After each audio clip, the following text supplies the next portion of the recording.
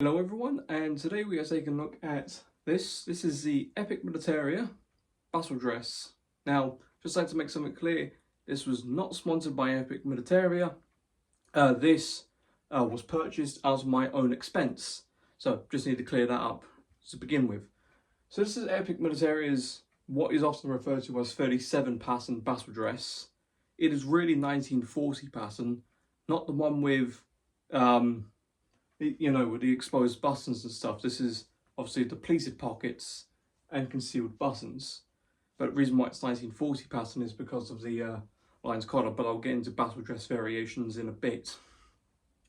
In my opinion, this is probably the best Battledress you can buy for your money. You can purchase this off Epic. You can purchase this off Epic for, they do a Battledress bundle. It's £143,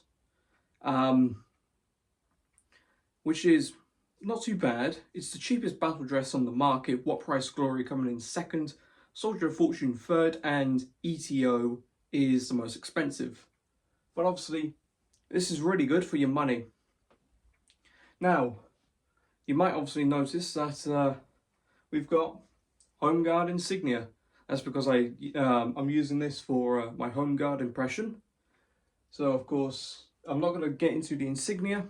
I'll get into insignia on another day. But that's besides the point. Let's actually talk about Epic's Battledress. So, on the description of Epic's Battledress, tunic and trousers, it is specifically made out of 70% wool and 30% polyester. To which, in my opinion, is pretty good. Now, of course, the best part about it, it is not itchy. Unlike Soldier of Fortune stuff where you put it on, you're dying of itchiness, right? This, you can put this on like on a semi-warm day, and you can get away with it. You will not be baking in this, which is honestly the best part about it. That's enough of me rambling, basically. So let's actually get into it. Now, I bought this, like I said, a while ago. And I've had this for about a good solid few weeks now. About 2-3 weeks. And it is, in my opinion, really good. Let's get right into it. So the material itself that Epic uses, it may be a bit lighter than other Battledress that you can find on the market. But then again, if you actually look up original Battledress, in particular, there's a certain dealer where they get a whole bunch of Battledress, a lot of 49 pattern, but they do get original World War II stuff. And you can actually see when they lay it on the ground, you can actually see there is like the darker serge, and you can see there's lighter, which looks like this.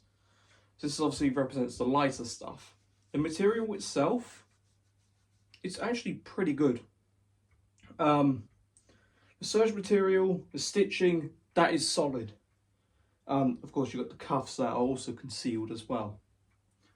Now, the one thing that I've got to admit about Epic's Battledress is the fact, if you have an original Battledress, you might notice whenever you put it on a mannequin, a half dummy, let's say, and of course it has no arms and nothing, no legs, and you might notice that the Battledress has a slight curve in the sleeve. You might think, it's ruined, I gotta get it retailored. That's not actually, this is an accurate feature. As you can see with Epic's one, if I'm going to put it like that, you can see there's a slight curve in it. That, it was distinctly made, Battledress was distinctively made with that feature. So basically when you're holding a rifle, you can bring it up to your shoulder. Unlike if you had a straight Battledress, you had where you basically double up. So with that, you can just bring it up to the shoulder much more easily, which I think is better. Now, to get onto the pockets, Epic's Battledress, right? The pockets, they are good. They are good. As you can see, they're actually like straight. They come straight down. Unlike what you see with Soldier of Fortune's one, where it goes straight down and there's like a little bit of a hump, which is a little bit odd. Meanwhile, Epic's, as you can see, it just neatly goes straight down. like actual battle dress.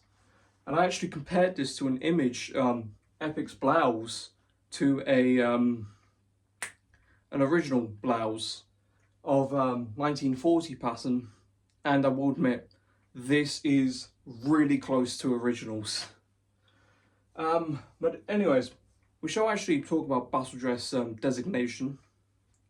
As you may be aware, Battledress was introduced in 1937, and basically, of course, the first Battledress variant that was introduced was called Battledress Serge, which is basically this. So as concealed buttons, pleated pockets, it would have this style of rounded buckle as seen here, and it would have a unlined collar. Now, obviously, that was the first Battledress variant introduced. Obviously, when we get to 1940, we have a lot more men going over to France for Dunkirk, and we also need to, basically get the BEF back up to scratch in the army, after losing a whole bunch of kit and equipment. So we also make 1940 pattern. 1940 pattern is literally the exact same as Battledress Serge. The cut is slightly different, but other than that you will not notice. And it has a toothed buckle instead of a rounded one, and it has a lined collar. So this is really 1940 pattern. Then you get to 1942. 1942 pattern rolls around, and that is really what we call austerity pattern. So that being, it has the exposed buttons, no pleats in the pockets, has a lined collar, would have a tooth buckle. That's just one thing that most reproduction companies seem to get wrong. But other than that, this is, like I said, this is 1940 pattern. The one thing I might do in the future is change out that buckle right there. What I shall do is actually, we'll open this up and we'll take a look at the inside. Now, as you can see, I've undone the buttons and the waistband. Now I'll take a look at the inside.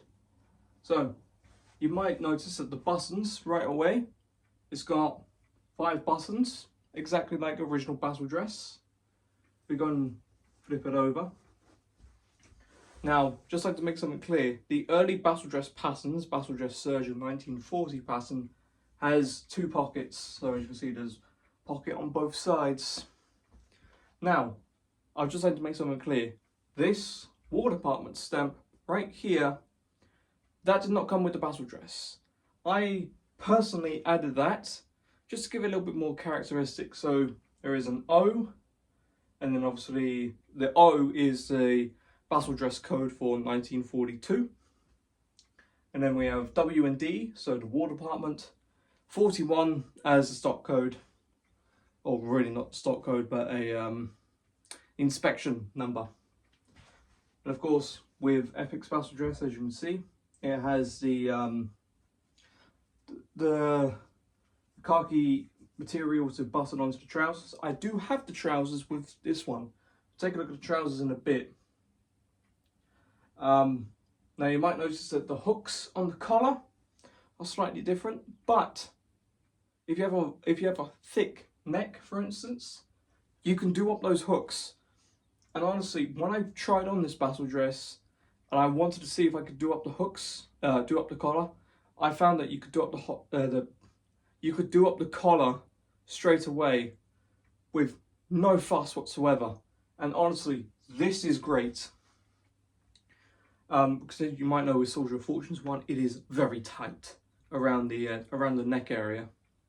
Speaking of Soldier of Fortune, let's actually bring out a Soldier of Fortune Battledress and compare the two. So as you can see, I brought out the Soldier of Fortune Battledress blouse and the Epic Militaria Battledress blouse. Now you might notice, or you might say, this is a little bit unfair. You're comparing 1942 pattern to 1940 pattern. I know I am. This is the only Soldier of Fortune Battledress I have available to my disposal. But if I really have to, and if you want a high demand for it, I will buy the Soldier of Fortune Battledress of this. And then we can have a true comparison between the two. But either way, so as you can see, that the Soldier of Fortune is a lot more darker. The Epic Militaria is a lot more lighter. And of course, like I said, you can see the exposed buttons on the Soldier of Fortune. Epics is concealed because it's 1940 pattern, this is 1942 pattern. Like I said, 1940, austerity. But either way, now you might notice one thing about the Soldier of Fortune, that being the collar. Take note of the collar. That is tiny. You know, Epic Militaria's collar, as you can see, look how big that looks. And that is massive. So of course, that gives you plenty of space around your neck area. Well, unlike the Soldier of Fortune one, it is just tight as hell. So that is a headache. This is alright. Now, we'll compare the material of both. As you can see, the Epic Militaria feels a lot more... It's a lot more... I don't want to say coarse, because coarse is a little bit of a rough word. It's a lot more soft or smooth, I want to say. Meanwhile, with the Soldier of Fortune, this is coarse. This feels like sandpaper, actually. That could probably be used as sandpaper, you know. Now you might notice one of the things if I bring up the sleeves